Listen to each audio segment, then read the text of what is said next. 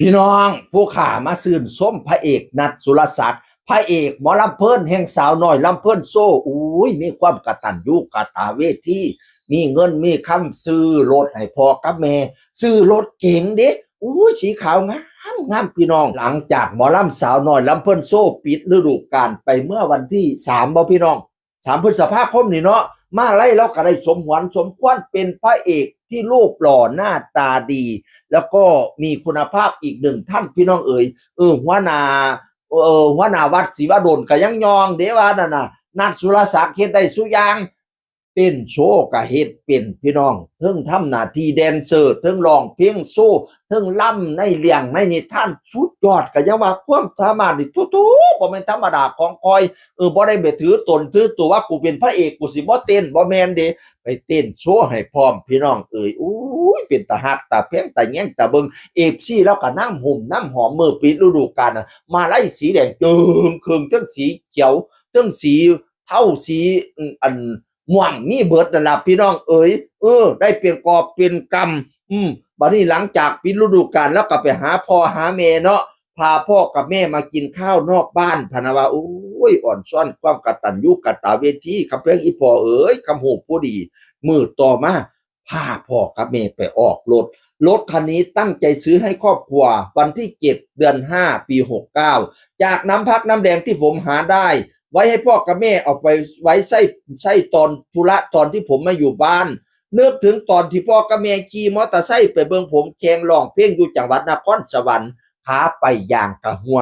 ขากลับฝนตกเปียกมอดยอดถึง3 คนผมยังจำความรู้สึกนั่นได้ดีบ่มีวันลืมความลำบากมันสอนให้ผมเป็นนักต่อสู้ถ้าล้มก็ต้องลุกถ้าลุกบ่ขึ้นก็ต้องค้านเพราะตราบใดที่ยังมีลมหายใจแสดงว่ายังมีโอกาสเริ่มต้นใหม่อยู่เสมอลูกคนนี้สัญญาว่าสิดูแลครอบครัวให้ดีที่สุดต่อไปนี่พ่อกับแม่สิได้มีรถใช้บ่ต้องตากแดดตากฝนแล้วอีพ่ออีแม่เอ่ยก่อนอื่นก็กราบขอบพระคุณ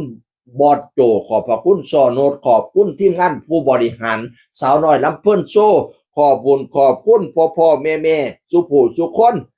FC สุผู้สุคนที่เฮ็ดให้มื่นตาอ้าปากได้พะนะว่านั่นน่ะแล้วบัดนี้ผมสุดท้ายนี่ก็ขอบคุณตัวเองที่บ่เคยยอมแพ้กับปัญหาต่างๆที่เข้ามา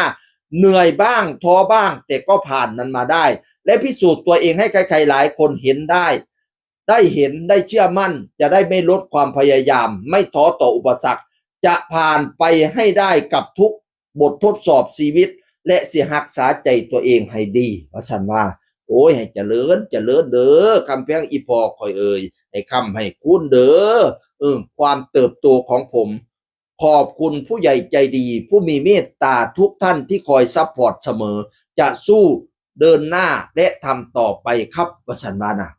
สู้ต่อไปเป็นกำลังแรงใจให้เด้อคำแพงอีพอความกตัญญูกตเวทีเป็นเครื่องหมายของคนดีสินำพาความเจริญหงเฮี้ยงของเฮามาให้เฮาเรื่อยๆป้องกันอุปสรรคโพยไพ่